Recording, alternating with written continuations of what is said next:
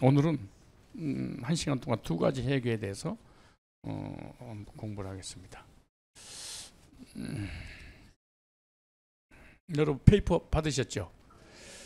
따라서 합시다. 두 가지 회개. 이 두 가지 회개에 대한 주제의 성경 구절이 마가복음 1장 4절로 8절이 있고요.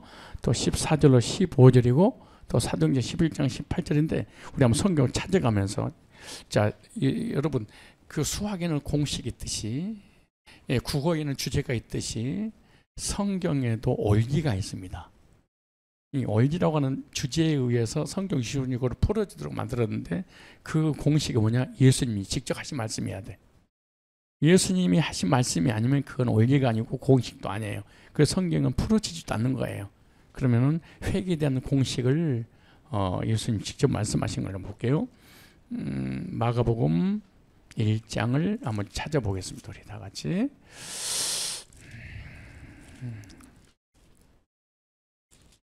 자, 마가복음 1장 4절에 보겠습니다. 찾으셨죠? 세례 요한이 이르러 광야에서 죄 사함 받게 하는, 여기 언더라인 쳐보세요. 세례 요한이 이르러 광야에서 죄 사함 받게 하는 회개. 무슨 회개겠어요? 죄 사함 받는 회개의 세례를 전파하니, 그렇게 말씀하죠. 자, 온 유대 지방과 예루살렘 사람이 다 나아가 죄 사함 받는 회개의 세례를 촉구를 하니까 그 말씀을 듣는 사람들이 자기 죄를 뭐하고? 자복하고. 이 말씀을 잘 들으셔야 됩니다. 진짜 눈을 크게 뜨고 들어야 돼. 자, 자복하고 요단강에서 그에게 회개하라, 회개하지 않으면 지옥 간다. 그리고 막 회개를 촉구를 했어, 세례 요한이. 그러니까 내가 잘못했어요, 용서했어요, 막 울면서 통곡을 해. 이해가시죠? 그러니까 세례 요한은 사람들이 지은 죄를 지적하고 판단하고 정죄해서 자백하고 고백하니까 물 세례를 줘, 이렇게.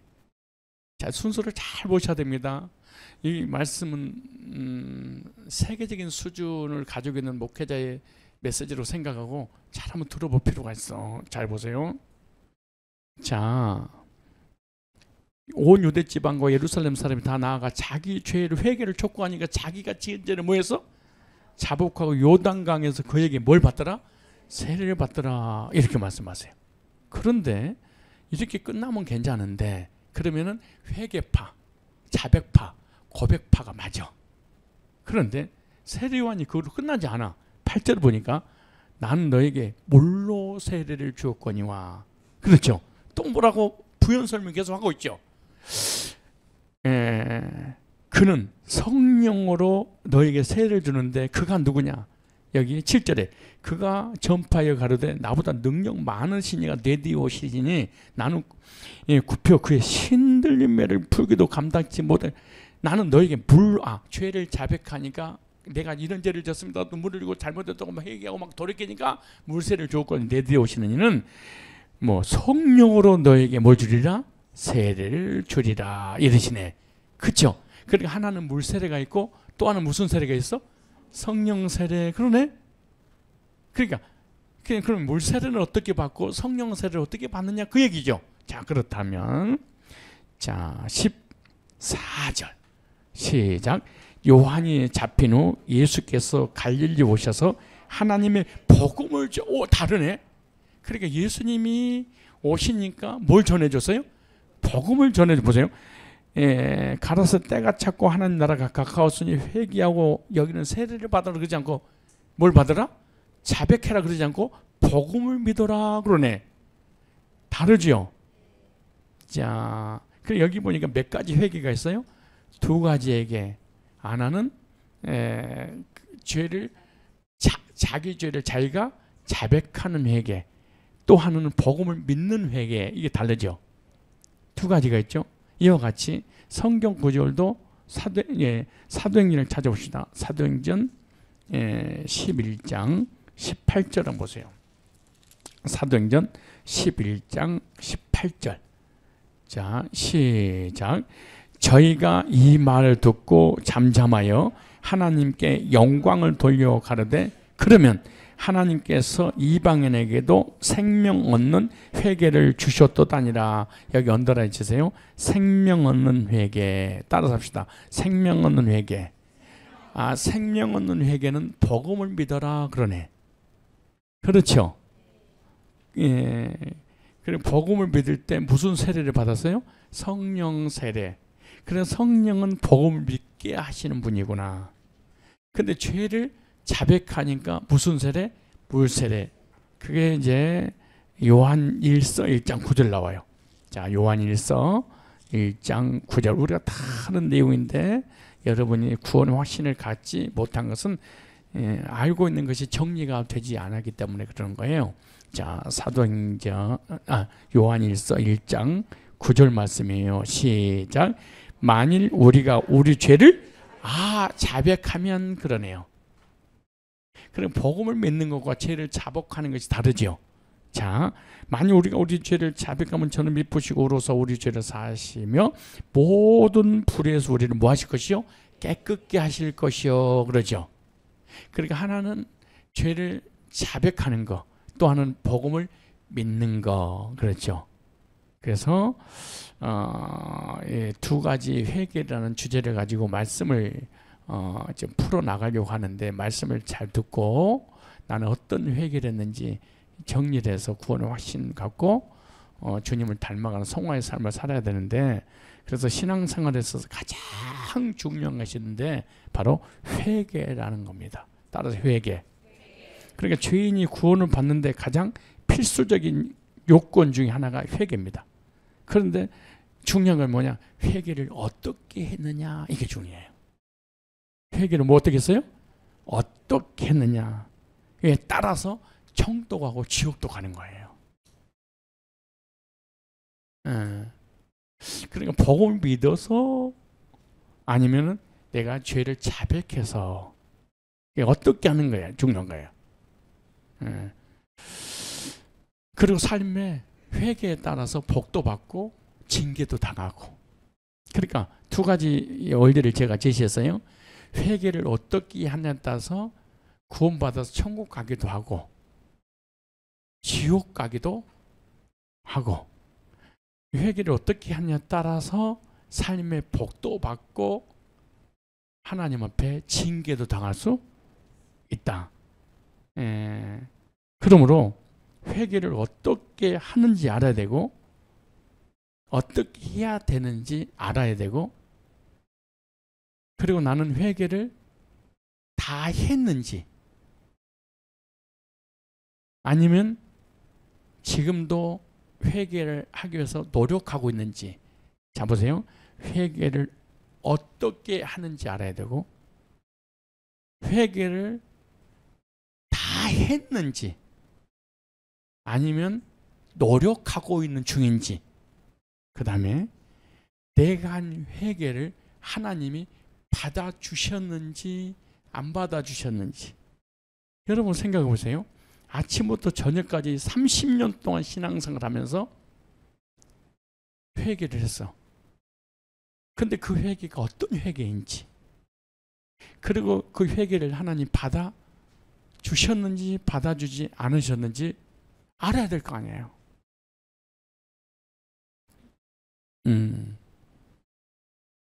그래서 회개에 대해서 잘 알면 신앙이 흔들리지 않습니다. 그리고 신앙이 견고해집니다. 그래서 회개에 대해서 정확하게 알지 못하면 이 사람은 신앙생활 수십 년 해도 늘 혼돈과 혼란스럽습니다.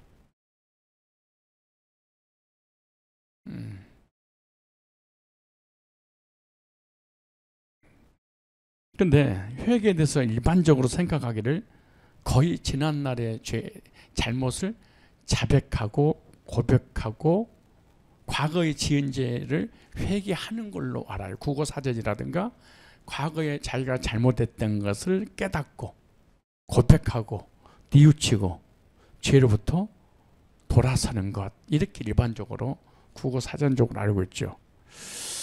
그렇지 않으면 뭐 고해성사한다든가 예를 들어서 캐톨릭 가면은 신부님 앞에 가서 내가 이런 죄를 졌습니다 라고 자백하고 고백하잖아요. 근데 신부님한테 가서 자백하고 고백하는 것은 1대1의 관계 때문에 그 이해가 자기가 잘못한 것에 대해서 치부가 신부밖에 몰라. 그런데 공중 앞에서 자백하는 게 있어요. 이거 공개 자백이라 그렇게 말해요. 이 공개 자백을 하게 되면 죄책감에서 벗어날 수는 있어. 그래서 사단이 역사하고 공개 자백하는 것은 성경에서 이단이라고 또 우리 그 보수 신학에서 이단이 규정하지요. 사람들 앞에서 공개적으로 마음으로 행동으로 그러니까 평생 동안 지은 죄를 낱낱이 사람들 앞에 고백을 해야 돼.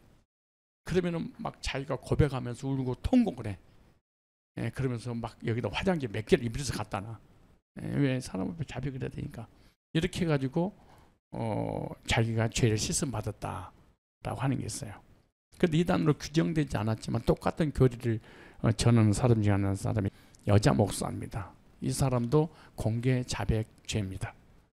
근데 이 사람에 대해서 유튜브 같은 데 들어가면 공개 자백으로 인하여서 이단성이 있다고 부분적으로 말은 했지만은 여기서 피해를 본 사람이 없기 때문에 제보가 들어오지 않아서 이거 전문가들이 구체적으로 연구를 하지 않아서 이단을 규정 안 됐지만은 교리는 이단 교리가 분명하죠.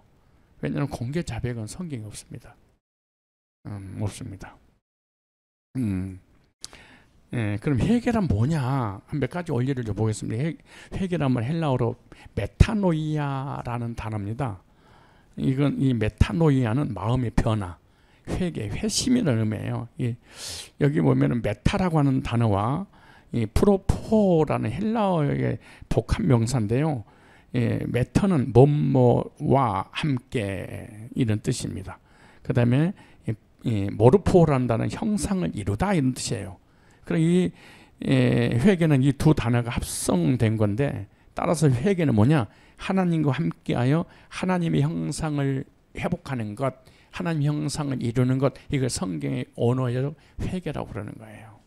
그러니까 잘못하고 뉘우치고 고백하고 막 이런 의미가 아니고 하나님의 회개가 가던 길이 잘못됐다는 것을 깨닫고 돌아서는 걸 얘기했죠. 하나님 안 믿었던 사람이 복음으로 하나님 믿게 되는 것. 히브리어로 테슈바라는 단어입니다. 되돌아옴, 바뀜, 되돌아오다, 유턴했다 그 말이에요. 그래서 마음의 변화를 받아서 하나님께로 다시 돌아왔다. 복음을 듣고 구원받은 순간 하나님께 돌아오는 걸 말하는 거예요. 그래서 하나님의 형상대로 회복되는 것을 성경에서는 회개 이렇게 말하는 거예요.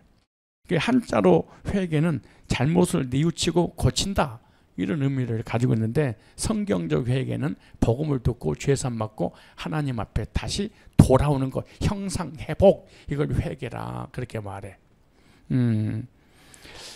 그런데 사람들이 회개에 대해서 오해를 해요.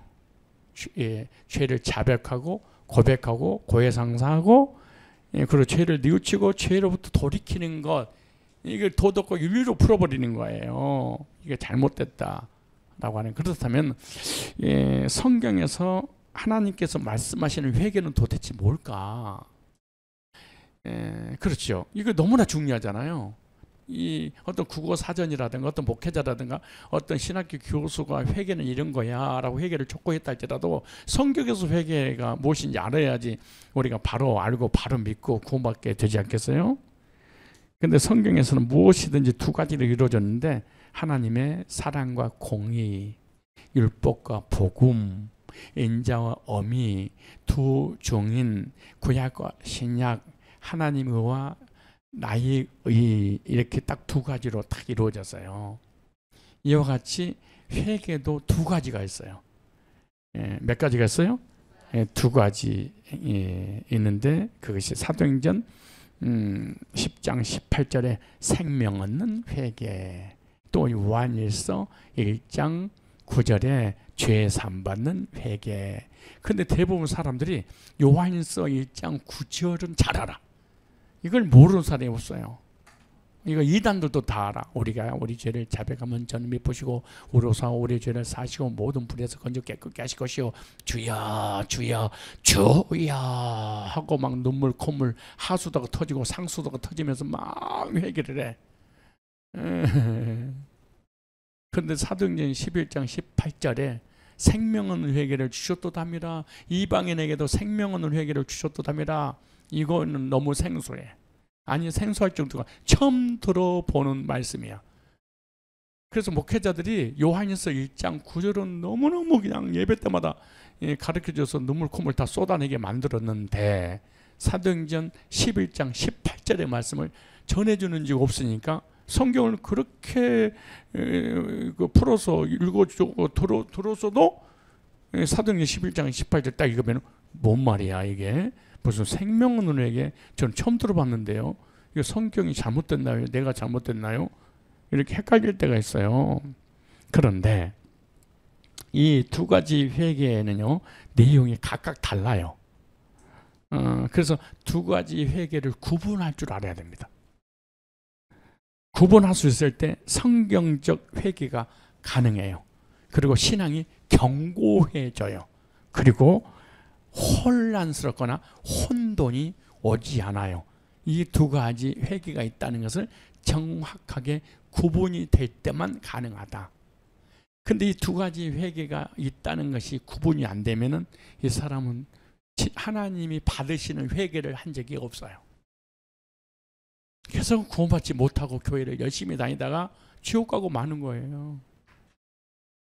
그래서 두 가지 회개가 있다는 걸 구분하고 구분할 수 있을 때 진정한 회개가 가능하고 진정한 회개가 가능할 때 견고한 믿음이 세워지고 견고한 믿음을 가지고 있을 때 회개라는 단어를 성경에서 읽거나 목사님을 통해서 듣거나 사람을 통해서 회개라고 외쳤을 때 혼란스럽거나 혼동하지 않는다 라고 하는 회개에 대한 정확한 개념을 잘 정리를 해야 됩니다. 그래서 회개라고 하는 것은 생명 얻는 회개가 있고 생명하고 관계가 있구나. 뭐하고 관계가 있어요? 그 다음에 죄산받는 회개가 있구나. 죄산받는 회개는 뭐하고 관계됐냐? 바로 삶하고 관계되어 있다. 이 두 가지가 다 필요한 거죠.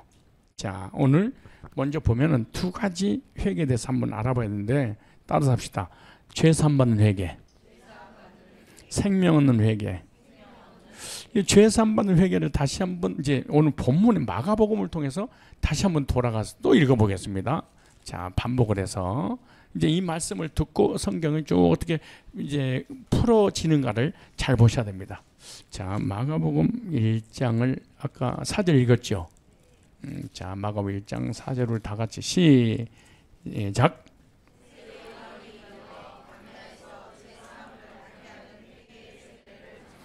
세례 요한이 이르러 광야에서 회개하라 라고 했으니까 그들이 회개를 하고 죄를 자복했죠. 요단강에 세례를 받더라 그렇게 말하죠. 이거 갖다가 죄 사함받는 회개.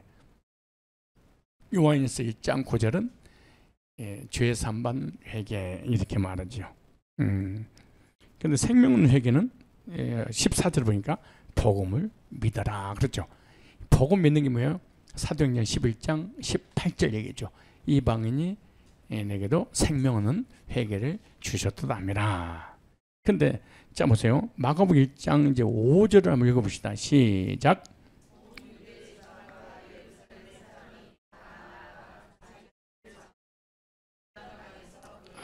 회개의 조건이 뭐냐? 죄산받는 에게는 자범죄에 관한 것을 회개하는구나. 무슨 죄? 자범죄. 자기가 지은 죄를 자범죄라고 하잖아요. 그 자범죄를 세례 요한 앞에 가서 회개를 한 거예요. 마치 캐톨릭의 신부 앞에 가서 회개한 것처럼 교인들이 목회자 앞에 가서 이런 잘못했습니다 회개하는 것처럼 자기 죄를 자복을 했어요. 그렇게 말씀하고 있죠. 자, 근데 이 죄산받는 얘기는 어떤 회개냐? 바로 자범죄에 관한 얘기인데 자범죄 회개는 반복적으로 회개를 하는 거예요. 뭐 하는 얘기? 반복적으로. 언제까지냐? 죽을 때까지 우리가 자범죄를 짓기 때문에 죽을 때까지 자범죄에 대한 회개가 필요한 거예요. 자, 또 두 번째 뭐냐? 생명 얻는 회개가 있어요. 이 생명 얻는 회개는 언제를 회개하는 거예요. 자, 여러분 이 시간에 복음을 듣고 구원의 확신을 가져야 되는데 생명 얻는 회개는 무슨 회개다? 언제에 관한 얘기다. 죄 사함받는 회개는 무슨 회개다? 자범죄에 관한 얘기다. 언제에 관한 회개는 아담이 지은 죄를 회개하는 거예요. 이해 가시죠? 그 자범죄에 관한 이 회개는 율법을 범한 죄를 회개하는 거예요. 다르죠? 자, 언제는 이 불순종으로 이루어진 죄이기 때문에 영혼에 관한, 속사람에 관한 거예요. 아담의 불순종의 결과로 내가 영으로 하나님 앞에 죽은 존재가 된 거예요. 그래서 에베소서 2장 1절에 보니까 허물과 죄로 죽었다. 이걸 회개하는 거예요. 자, 그럼 생명 얻는 회개는 어떻게 하는 것이냐? 복음을 믿음으로 하는 거예요. 생명 얻는 회개는 뭘 믿어야 돼? 복음을 듣고 믿을 때 언제 문제 해결되고 영생을 얻는 거예요. 이건 속사람에 관한 거예요. 그래서 로마서 10장 17절에 믿음은 들음에서 나고 들음은 그리스도의 말씀으로 말미암았느니라. 에베소서 1장 13절 보니까 너희가 진리의 말씀 곧 구원의 복음을 듣고 그 안에서 믿어 약속의 성령으로 인치심을 받았으니 그러니까 자범죄는 죄를 자백하고 회개함으로 용서를 받고 이 생명은 회개는 어떻게 받느냐? 언제 문제가 해결받았는데 언제 문제는 우리가 회개해서 되는 것이 아니라 예수님의 구속의 복음을 듣고 믿어서 속사람이 그 죄 문제가 해결받아서 구원을 받게 되는 거죠. 이 말씀에 가시죠? 그래서 마가복음 1장 4절에서 5절까지 그리고 8절 그리고 14절로 15절을 잘 연결을 시키셔야 되겠습니다. 자, 예를 들어서 여러분이 이거 조금만 써주면 쉽게 좀 이해를 할 것 같은 생각이 들어지는데, 자 보세요. 자, 회개는 몇 가지가 있어요?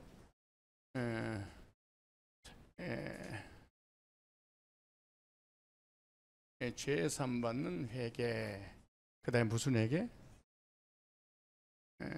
생명 얻는 회개. 근데 죄 사함받는 회개를 어떻게 하는 거예요? 이건 무슨 회개예요? 자범죄. 이거는 무슨 죄? 온죄. 이거는 누가 지은 죄예요? 내가 지은 죄. 이거는 무슨 죄? 아담이 지은 죄. 이거는 자범죄와 온죄가 두 가지가 있는데 자범죄는 어떻게 해결해야 되냐? 여기 나오죠. 세리요한이 광야에서 회개하라라고 외치니까 자기가 지은 죄를 자복하고 여기는 복음을 믿었죠. 그죠?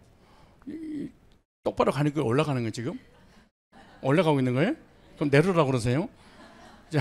자백하고 자백하니까 요한을 통해서 무슨 세례를? 물 세례를. 여기는 예수님을 통해서 성령을 그렇게 말하죠. 자, 여기는 육에 속한 거예요. 이거는 영에 속한 거예요. 이거는 겉사람이 하는 거예요. 이거는 속사람이 하는 거예요. 이것은 반복하는 거예요. 이거는 단번이에요. 이해가시죠? 이거는 성화에 관한 부분이에요. 이거는 구원에 관한 부분이에요. 이게 달라요. 이 정도만 똑바로 쓴 거예요. 자, 회개는 몇 가지가 있다? 두 가지. 죄 사함받는 회개, 생명은 회개. 자, 이 말씀이 여기는 요한일서 1장 9절에 나오고 여기는 사도행전 11장 18절에 나오죠. 그렇죠. 이게 달라.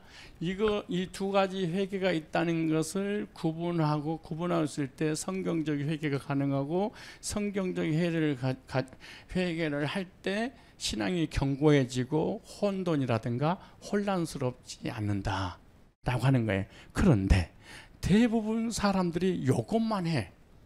이것만. 이런 것만 하는 것을 갖다가 캐톨릭이라든가 이단들이라든가 율법주의라든가 성화주의 이것만 하는 거. 그래서 평생 동안 오늘 이사야서 1장 18절에 우리 서로 변론하자. 지금 서로 변론하는데 하나님이 우리 변론을 해주시는 변호사가 돼서, 근데 변론의 내용이 누구냐? 복음이잖아요. 복음을 성경에 기록해 놓고 우리를 변호해 주셔서 무죄 판결 받은 거예요. 그때 사람들은 이것만 생각하고 있는 거야. 유대인들이, 이스라엘 백성들이 우상숭배하고 타락하고 죄를 지니까 이것 때문에 하나님 자녀 안 되고 지옥 가고 너무 고통스럽게 있어. 그때 하나님은 이걸 변호해 주는 거예요. 이것보다 더 중요한 게 속사람이란다. 이 죄보다 더 큰 이거는 여기 안 써놨네. 언제? 이거는 언제가, 이건 반역죄야. 이것은 율법을 범한 죄예요. 뭔죄? 겉사람이 이 죄를 범한 거예요. 이건 내세에 속한 거예요. 이거는 복음을 받아들이냐 안 받아들이냐에 따라서 구원이 결정되는 거예요. 이거는 이 땅에서 복을 받느냐. 그래서 서로에게 맨 처음에 시작했잖아요. 나는 회개를 다 했는가, 하고 있는가, 노력 중인가, 하나님이 받아주셨는가, 이렇게 시작했죠. 잊어버렸어요? 그럼 내가 그런 거야. 하고 있는가, 이걸 묻는 거겠지. 다 했는가, 이거 하겠죠. 지금 노력 중인가, 그러면은 이거는 구원받지 못한다는 거야. 무슨 말씀인지 이해가시죠? 이것이 딱 명쾌하게 개념적이 딱 될 때 우리 신앙은 흔들리잖아요. 그리고 아무리 회개하라고 외쳐도 이분 지금 무슨 회개하라는 거야? 구원에 관한 얘기야, 삶에 관한 얘기야, 성화되라는 얘기야. 이건 죽을 때까지 이거 해야 되는 거야. 이거는 이거죠? 이거는 내가 하는 거예요. 이거는 주님이 하시는 거예요. 이거 하나님의 변론인 복음을 통해서 하나님 해주신 거고, 우리가 이 땅의 삶을 지은 죄는 내가 하는 거예요. 이해가시죠? 이건 천국 가는 거고, 이거는 여기서 삶의 복이냐 징계냐, 이거는 천국과 지옥이야. 내가 그랬잖아요. 회개를 통하여 천국과 지옥 갈 수도 있고, 회개를 통해서 삶의 복도 받고 징계도 당할 수 있다. 이 서론에 어떻게 내가 이렇게 회개를 전개 나가는가, 이 원리에 의해서 서론 하나씩 다 만들어 나가는, 그냥 막 목사님 막 하고 싶어서 시간 때우는 게 아니고, 이거 두 가지만 딱 정리하면 서론부터 결론까지 딱 들어와요. 이거 아시죠? 자, 이것이 예수님이 지금 말씀하신 마가복음 1장 4절부터 5절, 그죠? 그 다음에 여기는 마가복음 1장 8절, 14절, 15절 이렇게 되죠. 자, 그렇죠? 자, 요것을 가지고 이제 예시를 한번 들어볼게요. 자, 아까 제가 서론 이렇게 시작했죠. 성경은 원리가 있고, 국어에는 주제가 있고, 수학에는 공식이 있고, 성경에는 원리가 있다. 그럼 원리를 최초에 예수님이 알려주셨으니까 그 원리에 근거해서 성경을 풀면은 쉽게 풀려나갈 수 있다. 그런데 공식을 모르니까 뒤죽박죽 돼버린다 라고 조금 전에 한 얘기가 기억이 있을 거라고 생각을 하고, 이것을 가지고 이제 사도행전 서신서를 딱 들여다보면 공식이니까 대의만 시키면 딱 보여. 그럼 여러분들이 들으면서 그런 거예요. 도트는 소리가 이제 막 들리기 시작하는 거지. 그래서 성경을 어렵지 않아요. 문제는 어려운데 공식을 알려주면 쉽게 풀 수가 있는 거예요. 그래서 도사를 늘 찾아다니고, 그래서 원리 찾으려고 도사 만나러 가는 거예요. 도사만 만나면은 자, 그렇다면 자, 성경의 예시를 보겠습니다. 죄 삼받는 회개와 생명 회개에 대한 실예를 보면은, 자, 사도행전 10장에 우리가 궁금한 것이, 자, 이제 여러분 머릿속에 이 공식을 기억하고 사도행전 10장을 보면 고넬료가 구원 안 받았구나, 이걸 금방 이해가 가. 이걸 모르면은 고넬료가 구원받은 사람인 줄 알아. 자, 자, 그래서 고넬료 가정 만들기 해가지고 고넬료는 경건했습니다. 거룩했습니다. 기도했습니다. 환상을 봤습니다. 방을 받았습니다. 음성을 들었습니다. 천사를 만났습니다. 우리들 딱 이래. 은혜는 되는데 성경적은 아니야. 기분은 좋아. 그런 하나님과 아무 관계는 없어. 자, 사도행전 10장 자 보세요. 1절에 우리의 그 믿음의 선배가 여기 나옵니다. 고시 가문의 네일요. 몰랐지? 제 믿음의 조상이 여기 있다는 거를. 1천사를 먹었어요. 자 보세요. 가이사라 고넬료. 나는 고강교인데 이번엔 고넬료야.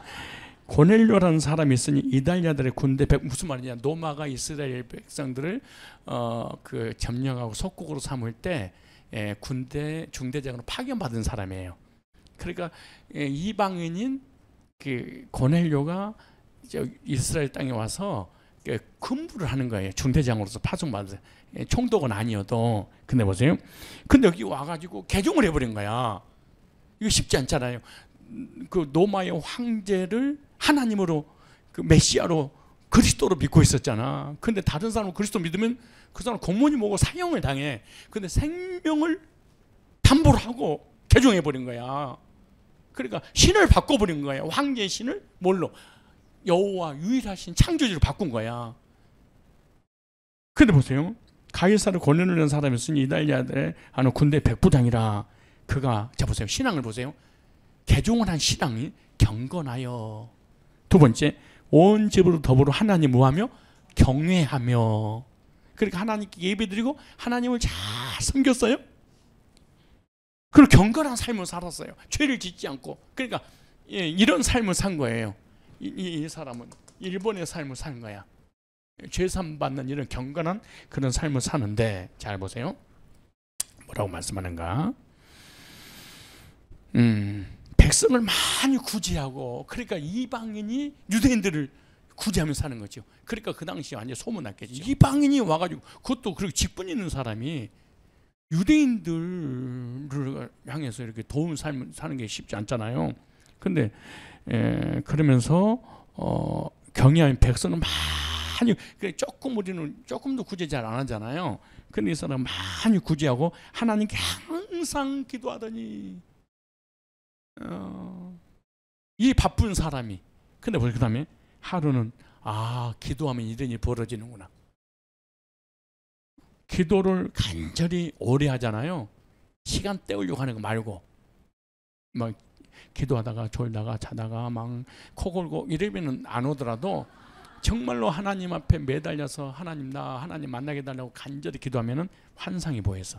제9시란 말은 오후 3시. 오후 3시란 말은 가장 바쁜 시간, 그 말이에요. 제9시쯤 되어 환상이, 그러니까 시간을 딱 정해내서 기도의 시간을. 얼마나 대단한 사람이 이방인이. 제9시쯤 되어 환상 중에 환상이 확 보였어요.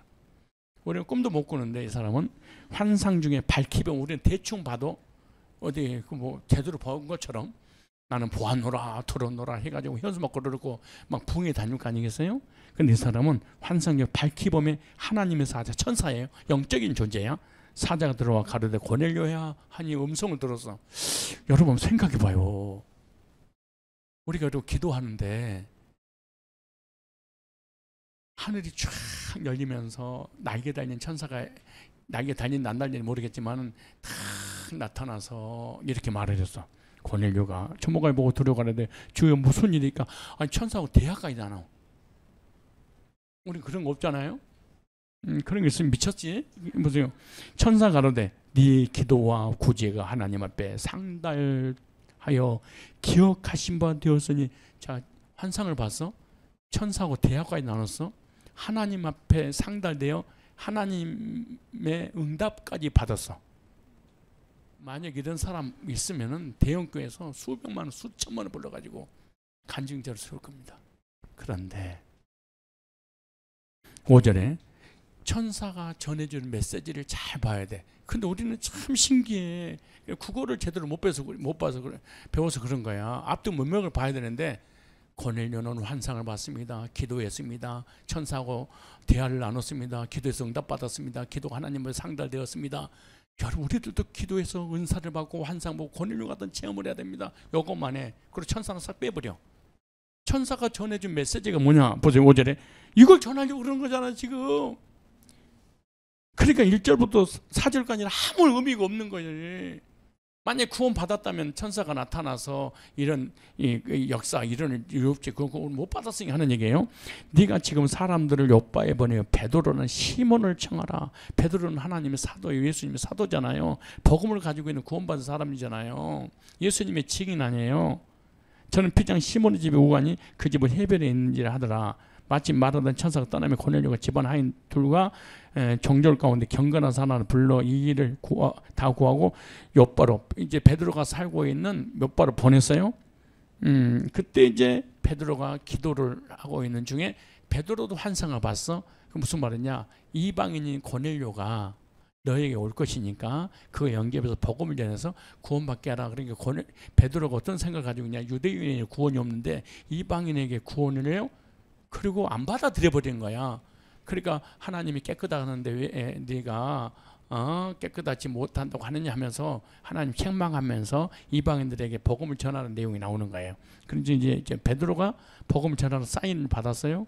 그 다음에 고넬료는 하나님의 종인 베드로를 통해서 복음을 들어서 구원받아라 그렇게 말해. 왜? 이건 구원이 아니니까.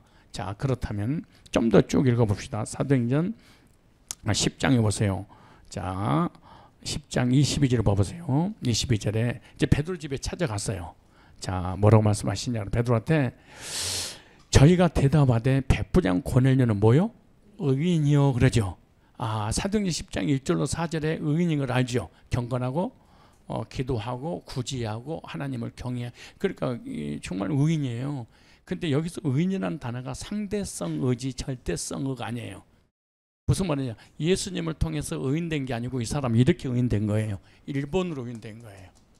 2번으로 언제 문제가 해결돼서 의인된 사람이 있고 이 자범죄 문제를 해결받아서 의인된 사람이 있는데 동네 소문 나길로 우리는 이렇게 의인된 거 소문 안 나죠.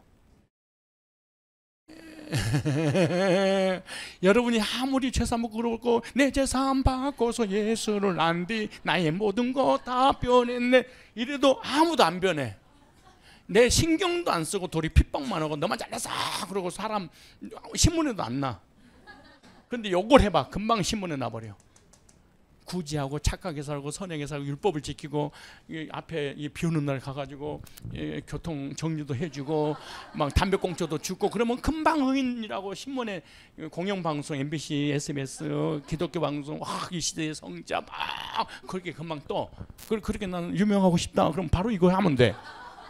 그런데 이걸 하면 하나님만 알아주는 거야. 이거는 하나님 나와 관계 복음 있는 교회만 알아주는 거지. 이 사람은 꼭 행함이 없는 믿음은 죽은 믿음이야 꼭 요래는 거야.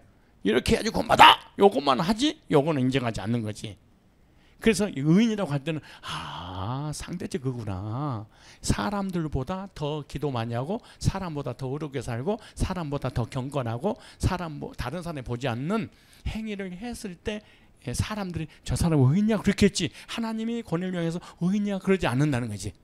그런데 22절 한 절만 가지고 사도행전 10장 1절로 4절 이 몇 절만 가지고 기도합시다. 환상 봅시다. 음성 들읍시다. 기도응답 받읍시다. 이렇게 삽시다. 이렇게 외치는 게 문제지. 근데 성경에는 이게 주가 아니다 그 말이에요. 그 다음에 또 보겠습니다. 자, 몇 절 읽었어요?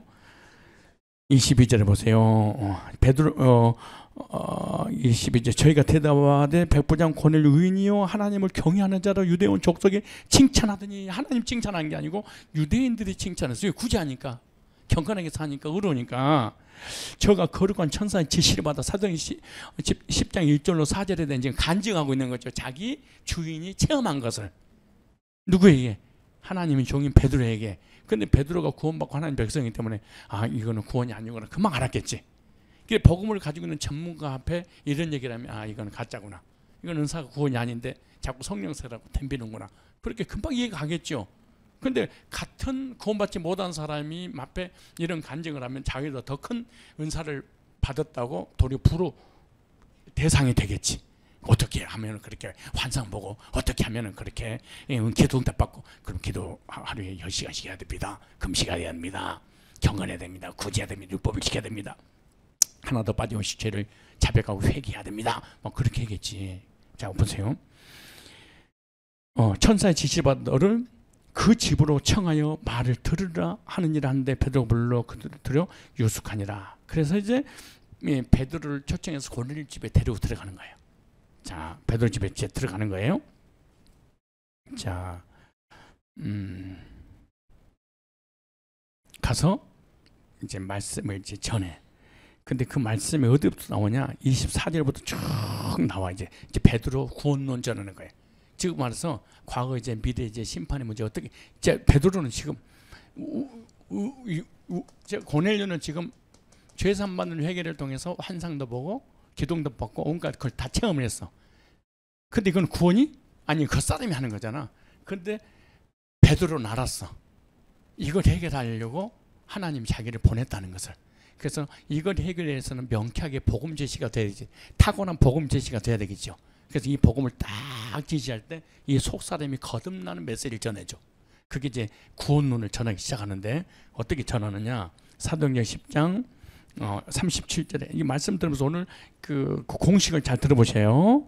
곧 요한이 그 세례를 반판 후에 끝나는 게 아니에요. 갈릴리에 시작된 온 유대에 두루 전파된 그것을 너희도 알거니와 하나님 나사렛 예수에게 성령과 능력을 기름붓듯이 하셨으면 제가 두루다니며 착한 일을 행하시고 마귀의 누이 모든 죄를 고치시니 이는 하나님 함께 하셨습니다. 우리는 유대인의 땅과 예루살렘에서 그 행하신 일의 증인이라. 그를 저희가 나무에 달아 죽였으나 하나님은 사흘 만에 다시 살려서 나타내시되 모든 백성이 하신 것이 아니요 오직 미리 택하신 증인 곧 죽은 자 가운데서 살아나신 후 모시고 음식을 먹은 우리에게 하신 것이라. 우리를 명하신 백성이 전도하되 하나님이 산자와 죽은 자의 재판장으로 정하신 자가 곧 이 사람을 증거하는 아주 핵심 포인트 메시지예요. 자 43절에 시작.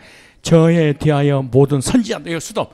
자 저에 대하여 모든 선지자도 구약이네. 구약성이잖아요. 선지자도 증거하되 뭘 증거했어? 저를 믿는 저가 누구예요? 십자가 죽으시고 부활하신 예수님을 미리서 바라보고 증거해서 증거하되 저를 믿는 사람이 다 그 이름을 힘입어 뭘 받아? 죄 사함 받는다 하였느니라 그러네. 뭘 받아요? 아 예수님 믿으면은 죄 문제가 언제 문제가 해결되는구나. 속사람이 해결되는구나. 단번에 해결되는구나. 이게 이 반복적으로 회개를 해서 구원을 받을 줄 알았는데 이거는 단번에 의인되는 죄산 받는 메시지를 딱 전하는데 구약 사람들 다 오실 메시아를 바라보고 죄 문제 해결을 받았느니라. 그래서 구약 사람들 다 누구 믿었다는 거예요? 예수 믿고 구원 받았다. 누구? 십자가 죽으심을 통하여 부활하신 주님을. 그때 별 보세요. 44절에 베드로가 이 말할 때 확 중요하죠. 어때? 이 말할 때 그럼 이 말이 뭐예요? 43절을 말할 때 43절은 뭐예요? 구약에도 다 누구 얘기다? 예수님의 죽으신 부활 얘기다. 율법이 아니야. 행위가 아니고 사람이 아니고 다 선지자들 증거는 예수님의 죽으신 부활에 관한 얘기다. 이걸 듣고 다 죄산 받았다. 이 말할 때 성령이 말씀을 듣는 여기 보세요. 그러니까 야 보세요. 자, 이 말할 때는 성령이 안 오시죠. 그러니까 죄를 자백하고 회개하고 뉘우칠 때 성령 안 오시죠. 그런데 여기는 복음을 들으니까 예수께서 누구를 주셔서 성령의 세례를. 그죠? 여기는 아무리 해도 성령이 와 안 와? 안 오셔. 근데 은사는 다 체험할 수 있어. 그 눈에서 상수도가 터질 수도 있어. 코에서 하수도가 터질 수도 있어. 깨끗하냐 더럽냐 요거 차이점인지. 이건 내가 하는 거니까 얼마든지 할 수 있는 거야. 근데 성령은 안 오셔. 성령은 절대로 요것이 통과하지 않고는 성령은 오시는 분이 아니야. 성령이 오신 목적 에베소서 1장 13절에 너희가 진리의 말씀 곧 너희의 구원의 복음을 듣고. 자 보세요.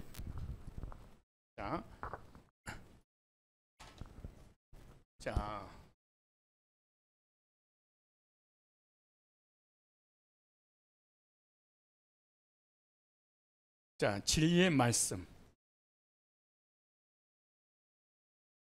그 구원의 복음을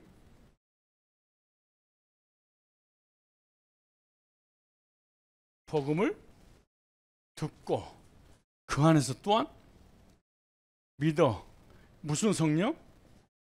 약속의 성령으로 뭘 받았어? 인치심을 받았으니 그러죠. 그러니까 구원의 복음, 죄 사함의 복음을 누군가가 나한테 들려줘야 돼. 듣고 그 들었던 말씀을 뭐해서 믿어야 돼. 그럼 내가 믿음의 근거는 뭐냐? 복음이에요. 그럼 내가 믿었다 그럼 복음 믿는 거예요. 그때 믿을 때 그 복음에다가 성령께서 도장을 딱 찍어요. 너는 내 백성이야 이렇게. 이해가죠? 이게 무슨 세례? 성령 세례. 그러니까 경건하고 거룩하고 기도하고 환상 보고 음성 듣고 온갖 은사를 다 체험했어도 성령이 오신 것은 아니야. 예를 들어서 주인이 너 일 좀 열심히 해라. 그래 꽃갱이 뭔가 호미를 준 거야. 그런다고 그 밭에 논에 주인이 온 건 아니잖아. 주인이 일하라고 도구를 준 것이지. 근데 그 도구가 주인 왔다고 하는 것이 은사파야. 이게 이제 회계파 이런 사람들이지. 주인이 직접 오는 것은 바로 복음을 듣고 성령이 임해서 구원의 확신을 갖게 하는 거예요. 다시 오늘 본문 보겠습니다. 이 공식을 잘 보셔야 돼요. 자, 다시 44절에 베드로가 이 말할 때 성령이 말씀 듣는 모든 사람에게 내려오시니. 그러니까 정확하게 과거의 지은 죄, 미래의 지을 죄, 심판의 문제, 하나님께서 성화의 문제가 하나님께서 예수님을 통해서 세계를 주셨다는 복음을 명쾌하고 탁월하게 딱 제시할 때 성령이 딱 임해서 거듭나겠죠. 그게 뭐냐? 45절에 베드로와 함께 온 할례 받은 신자들 이방인에게도 성령 부어 주심을 인하여 논란 이는 방언을 말하며 하나님 높임을 드립니다. 자 보세요. 47절에 시작. 이에 베드로가 가로되 이 사람도 이와 같이 성령을 받았으니 누가 능히 물로 세례 줌을 금하리요 하고 명하여 예수 그리스도 이름으로 세례를 주라 하니라. 저희가 베드로에게 수위를 요하니라.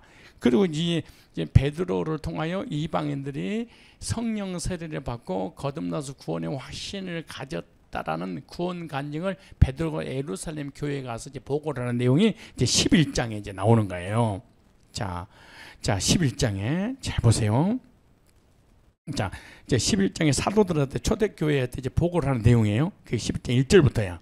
이해가시죠? 근데 그 보고 내용 중에 이제 간증을 쭉 섞여서 말씀하면서 역사가 일어나는 걸 이렇게 말해. 13절에 이제 11장 13절에요. 그가 우리에게 말하기를 천사가 내 집에 서서 말하되 네가 사람을 요바에 보내 베드로라 시몬을 청하라. 그가 보세요. 그가 아주 중요한 말이에요. 그가 자 무슨 말씀이에요? 이건 간증이지만은 이 간증의 대상이 누구였냐? 고넬료예요. 고넬료 이야기를 베드로가 지금 예루살렘 교회에 가서 이제 지금 보고하는 내용이에요. 그런데 천사가 전해준 메시지가 13절이에요. 14절. 그러니까 천사가 방언하고 환상을 보고 음성을 듣고 기도응답하고 구제하고 지금 이런 데 주가 아니다 그 말이에요. 뭐라고 하냐? 13절에 그가 우리에게 말하기를 천사가 내 집에 서서 말하되 네가 사람을 요바에 베드로나 시몬을 청하라. 그가 보세요. 베드로가 고넬료에게 천사가 나타나서 전해준 메시지가 뭐냐? 14절이에요. 근데 14절은 읽지도 않아 버려. 자 보세요. 시작. 그가 너와 내 온 집에 여기 언더는 치세요. 구원 얻었어요? 얻을 거예요? 구원 얻으리네. 그러니까 미래예요? 과거예요? 미래죠. 그러니까 구원 받은 적이 없어 고넬료는. 근데 10명의 목회자들 중에 9명은 딱 고넬료는 구원 받았으니까 방언하지. 구원 받았으니까 환상 받지. 구원 받았으니까 하나님께 예배드렸지. 구원 받았으니까 하나님을 경외했지. 구원 받았으니까 환상을 받지. 구원 받은 사람입니다. 이렇게 봐버려. 그럼 이거는 하나도 맞지 않는 거 예수님이 하신 말씀이. 터무니없는 자의적 해석을 해버려가지고 교인들 지옥으로 보내는 거야 이게. 자 14절 보세요. 시작. 그가 너와 내 온 집에 구원 얻을 말씀을. 그러니까 구원 얻어야 되니까 죄산 받는 회개 메시지를 전해야 되겠네. 죄산 받는 무엇을 언제 문제 해결하는 복음을 전해줘야 되겠죠. 자 보세요. 그가 너와 내 온 집에 이게 중요하니까 목회자가 고넬료가 구원받지 못하니까 목회자 고넬료에 속한 교인들 수백 명 수천 명이 한 명도 구원을 받을 수가 없어. 여기 나오잖아요. 그가 너와 네 온 집에 네 가족들, 네 형제들, 너의 신앙을 본받기 위해서 몰려들었던 무수히 많은 사람들, 지금으로 얘기하는 목회자들이잖아요. 목회자 밑에 성도들 구원받을 줄 알았는데 한 명도 네가 구원받지 못하니까 교인들이 한 명도 구원받지 못해. 여기 나오죠. 그러니까 이걸로는 구원받을 수 있다는 거 없다는 거예요. 죄산만 회개는 절대로 거듭남의 역사가 일어나지 못하는 거예요. 이건 종교예요. 1번만 전하는 것은. 그 다음에 뭐라는가. 몇 절 읽었죠? 그가 시작. 그가 너와 내 온 집에 구원 얻을 말씀을 네게 이르리 함을 보았다거늘 내가 말을 뭐 할 때? 시작할 때. 이 말이 무슨 말이에요? 복음을 증거할 때, 구원론을 전할 때, 구원 상담했다는 얘기잖아요. 성령이 저에게 임하시기를 처음 우리에게 하신 것 같지 않은, 성령은 세례네. 그 다음 보세요. 이제 16절을 이제 얘기할 거예요. 내가 주의 말씀에, 우리가 지금 이미 읽었던 내용이죠. 요한은 물로 세례를 주었으나 너희는 성령으로 세례를 받는 것이 받으리라 하신 거 생각? 났노라. 그런즉 하나님이 우리에게 주 예수 그리스도를 믿을 때 주신 것 같은 선물을, 행위가 아니네, 선물을, 구원의 선물. 에베소서 2장 8절에 너희가 그 은혜를 인하여 믿음으로 말미암아 구원을 얻었나니 이것이 너희에게서 난 것이 아니요 하나님의 선물이라. 이는 행해서 난 것이 아니 누구 자랑치 못하게 하려. 구원은 행위로 받는 것이 아니라, 기도에서 받는 것이 아니라, 은사를 받는 것이 아니라 선물을 받는 것이나 이제 선물을 너희에게 주어 생각나노라. 자, 여기 보니까 16절 보니까 우리가 들었던 내용이죠. 자, 여기 지금 마가복음 1장 4절 얘기네. 세례 요한이 회개를 외쳤더니, 죄산받는 회개를 외쳤더니 내가 지은 자범죄를 뭐하고? 자백하고. 요한은 물로 세례를 주었다. 그게 뭐에 관계된 거다? 육신에 관계된 거다. 이거죠. 이걸 계속해서 뭐 했었다? 반복했었다. 이게 무슨 삶을 살았다? 성화의 삶을 살았다. 그 얘기네. 지금 고넬료는 계속 이렇게 하고 있었다는 거지. 이것이 구원인 줄 알고.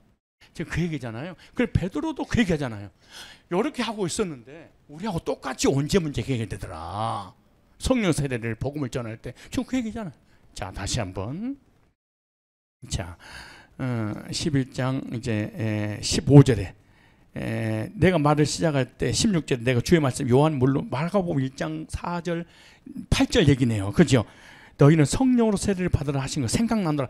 성령 내 뒤에 오시는 마가복음 1장 8절에 불과 성령으로 세례를 줄 것이다. 그렇게 말씀하잖아요.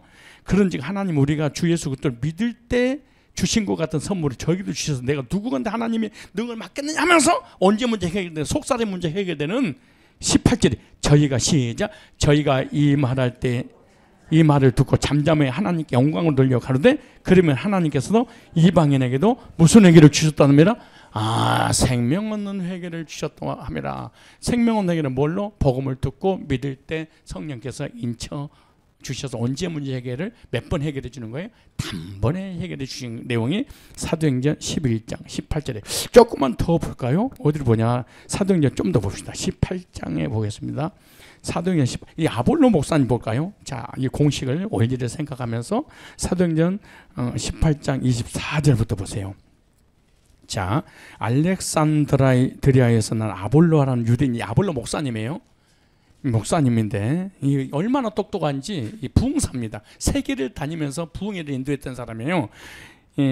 알렉산드리아에서 아볼로라는 유대인이 에베소 이르니 이 사람은 첫째 학문이 많고, 그러니까 그 당시 지금으로 얘기하는 하버드 출신들입니다. 이 사람이 서울대, 한국으로는 서울대, 북경대, 뭐 이런 동경대 이런 출신이 대단한 사람이죠.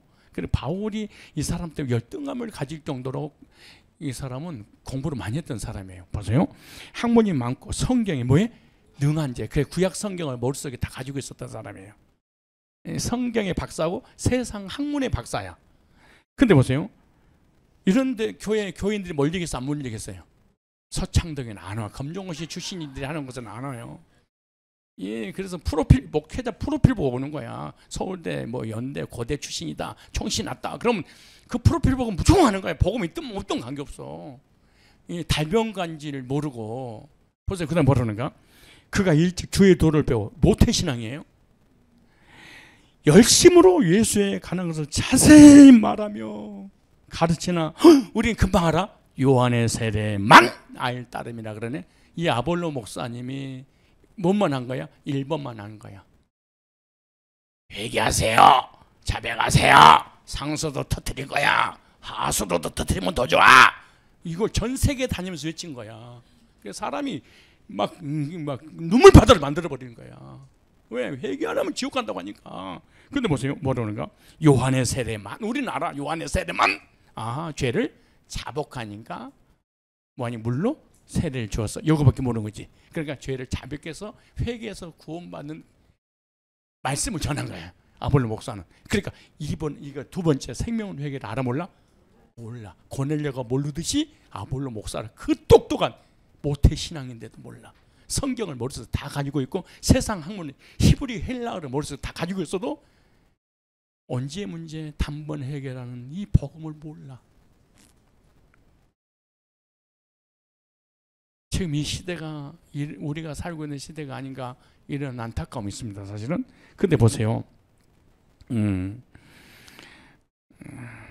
근데 이렇게 내가 원리를 가지고 공식으로 진리 말씀을 전하잖아요. 오순절이라든가 방언이라든가 예언이라든가 회개파, 은사파 이런 사람들이 할 말이 있을까요? 없을까요? 많이 있어. 어떻게 한 줄 아세요? 구원을 받고 성령은 나중에 받은 거예요. 이래. 그러니까 복음을 이미 구원받았는데 성령의 권능을 받은 겁니다. 이래. 이해가죠? 그러니까 이미 제자들이 구원을 받았는데 사도행전 2장에 성령을 충만하게 받아서 복음의 증인이 된 것입니다. 이와 같이 이들은 이미 경외하고 경건하고 환상을 보고 은사를 받았기 때문에 이미 구원받았는데 성령만 못 받은 겁니다. 그래서 증인의 삶을 살지 못했는데 증인의 삶을 살게 하려고 성령을 나중에 받은 거예요. 이렇게 해석을 해버려요. 그냥 다 믿어버리는 거지. 그래서 예수와 성령을 따로 보는 거야. 구원과 성령을 따로 보는 거예요. 그때 뭐라고 보세요? 성경이 뭐란가? 우리는 요한의 세례만 할 따름이다. 이런 순간 이 사람 구원받은 사람이 아니구나. 자범죄 해결하는 걸 알았는데 언제 문제 해결하는 걸 모르는 사람이었구나. 근데 보세요. 그거 해당해서 담대히 말하기 시작은. 그러니까 율법주의자도 얼마나 당당하고 담대한지 몰라. 하거는 불을 쓰길라 악을 나고. 근데 평신도 집사예요. 듣고 두 가지 회개를 알아서 부르서 집사들이 딱 듣는 순간 분별이 딱 이 사람 구원받지 못했구나. 이건 1번밖에 모르는구나. 2번을 모르는구나. 죄 산받는 회개는 아는데 생명 회개는 모르는. 설교를 딱 들어보니까 분별이 딱 오는 거야. 여러분들도 와요?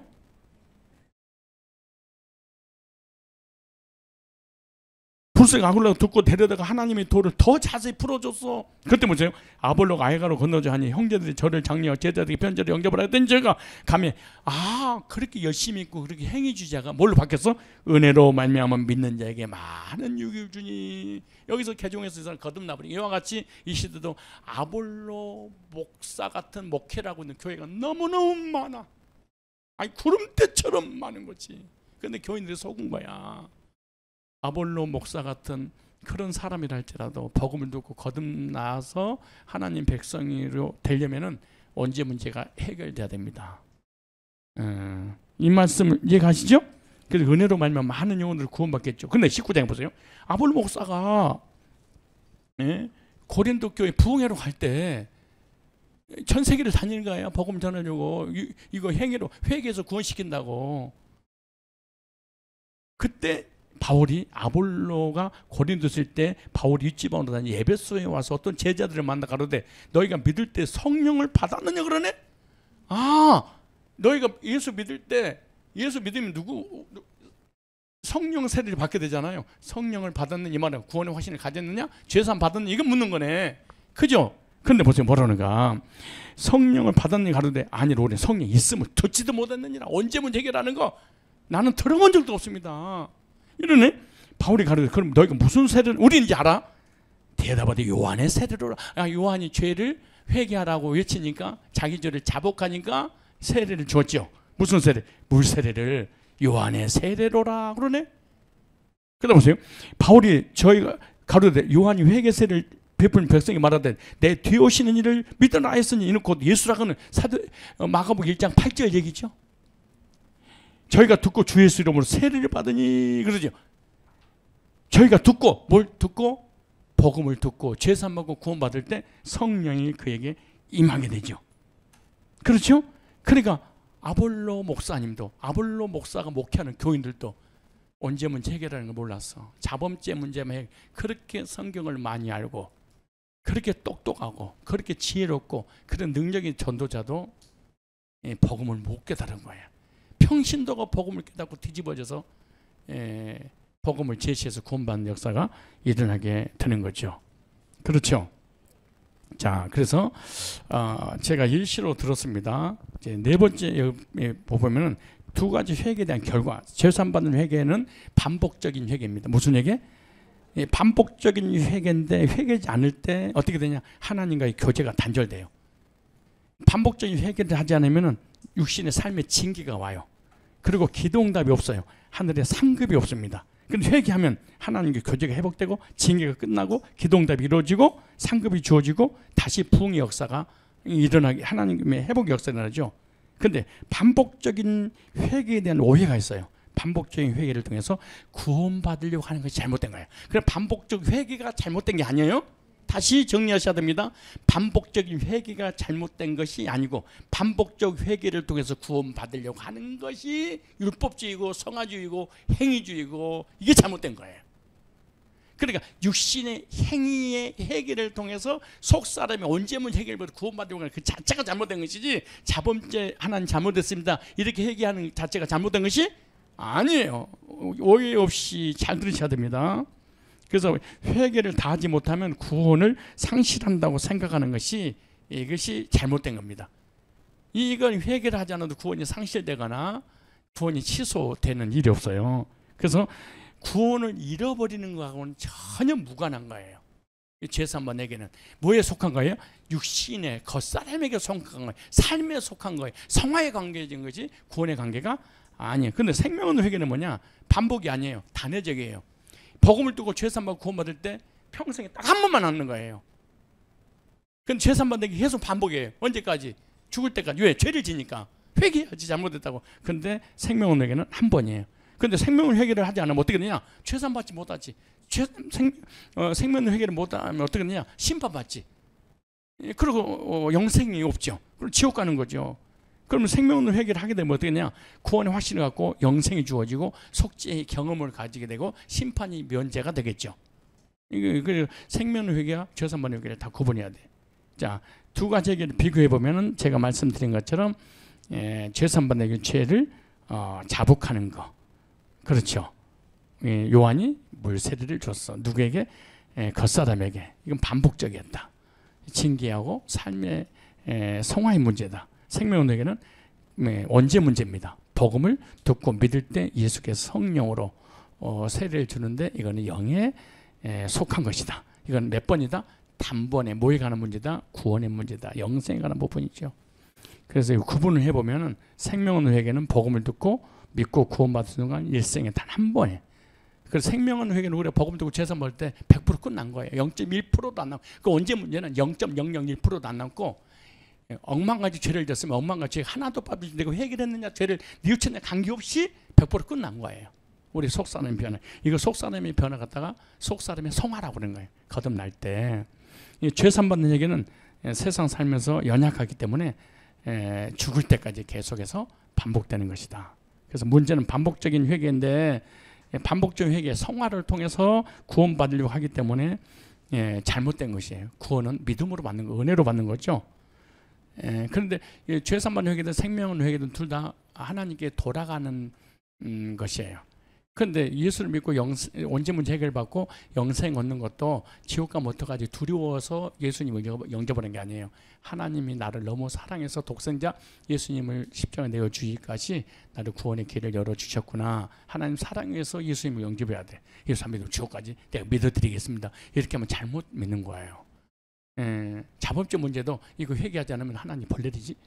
상급도 안 주시겠지? 저주 내리시겠지? 때리면 어떡하지? 달달 떨면서 회개하는 거 잘못된 얘기예요. 하나님 나도 사랑하는데 하나님이 원하지 않는 죄를 지어서는 안 되지.